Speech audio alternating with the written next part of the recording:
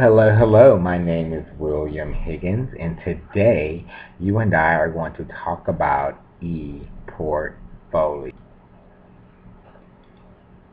ePortfolios can be used to track, measure, or keep up with any type of accomplishments, projects, uh, involvements with programs or organizations, whether it be within the community or professionally. Although they can be all too consuming to kind of track any type of things you've completed, any programs you've helped create, any programs you were a member with, whether it be professionally or personally, a way to kind of circumvent that entire process is to start with an e-portfolio. An e-portfolio would be a great professional tool as well that can be easy to follow and a great resource for you to be able to gauge or measure any of your past, present, or future goals.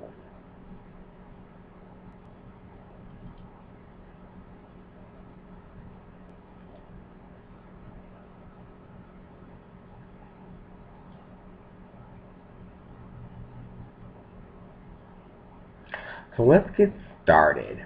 How should we actually begin this? Let's start to begin with some key questions of the what, when, where, and actually how to actually create an e-portfolio.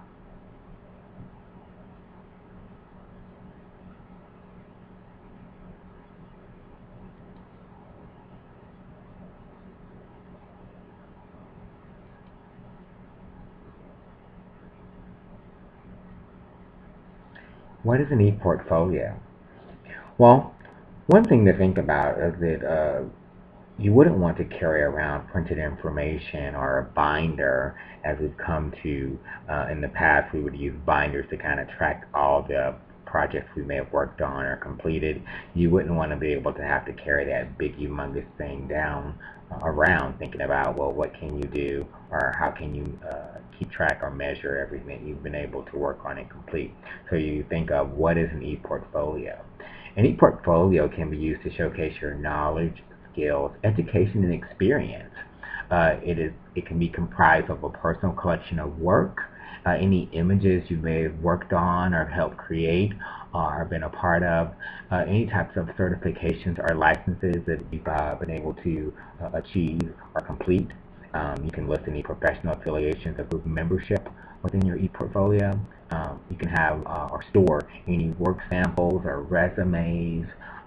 One thing to think about is that your ePortfolio can be used to showcase all of these things and any types of professional learning networks you may have been involved in, any student leadership or involvement you may have had in college, or even parents, any student leadership or involvement you've had with your PTA. By utilizing an e-portfolio, you can be able to track these things and store them in one place electronically, store them in one place for quick access, quick ability to be able to update the information.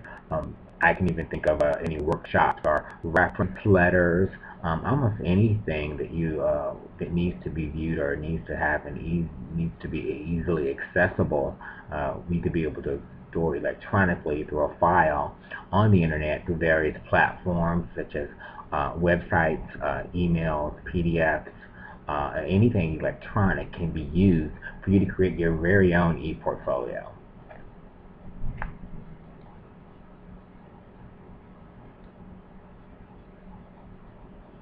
Here's an example of an education or a classroom e-portfolio. It's actually mine. This was an assignment for a class that we had to create an e-portfolio to be able to track all of our projects and be able to store the projects in one location. One of the advantages of taking this class and actually creating that portfolio is that it allowed us to be able to create a section for each of the assignments.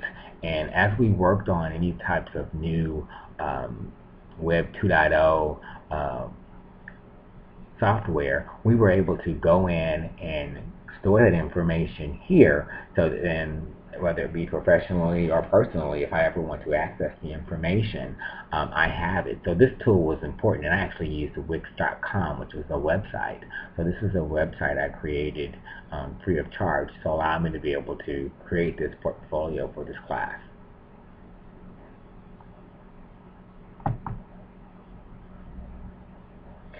One question you might think of is, when is an ePortfolio useful?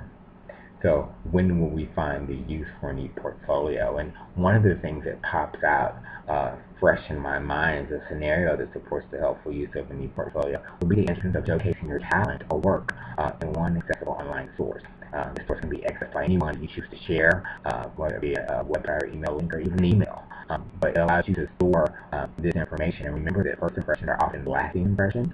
By you including a link to your ePortfolio on your business card, or while you're at or on a PLN, or personal learning network web page, or social registry, this can expand and increase the opportunities for you to be able to showcase your knowledge, skills, and experience.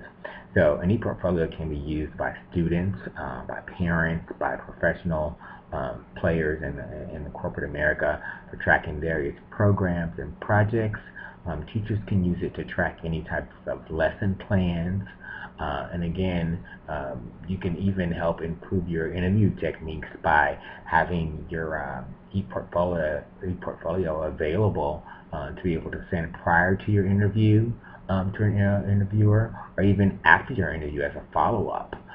It'd be a good way to reference any type of employment history or computer skills as well.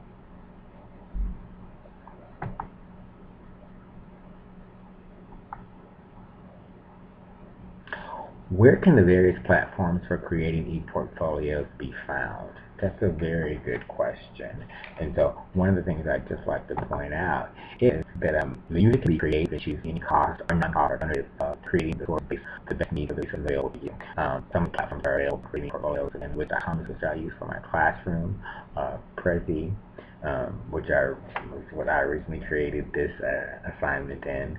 Acrobat. Acrobat has several different platforms, whether it be PDF, Adobe, Acrobat DC. There are different Acrobats available that you can use, and some are free and some actually cost. You can even use Word to create your ePortfolio. Something as simple as tracking in a Word document, creating any types of views. You can include your picture, and if that's what it calls for, because it's really for you, or for you to share, again, all of your accomplishments and your knowledge, skills, and experience and education. So it would be a good reference source to store and access files and information and content. How to create and prepare an ePortfolio. So now we're going to get to the good stuff. Now is on the web and where this is for how to create a portfolio. You can use any electronic sources I mentioned before, anything from Word to a PDF to a website to even a blogging site.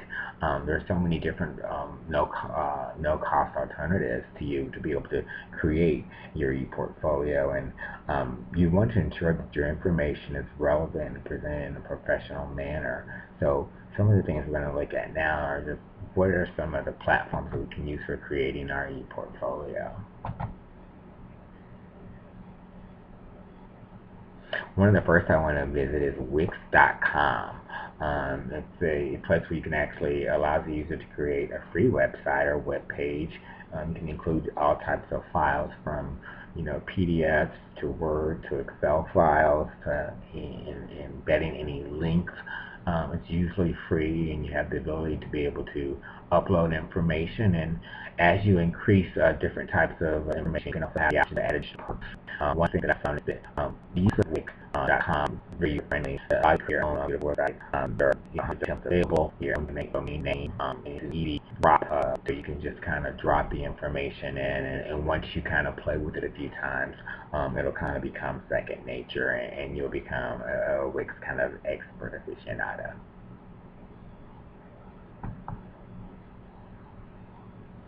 Another one is just the whole Acrobat platform that's available to you. Again, PDFs are actually very fun because they allow you to add links that you can actually click through links, and create and play and convert your PDFs to Excel files or vice versa. So oftentimes those are very easy to use, but they may require cost as you get into creating and editing the information.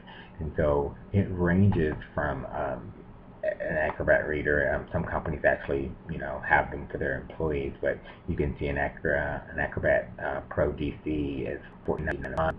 You can actually get it as a Pro, for a greater cost.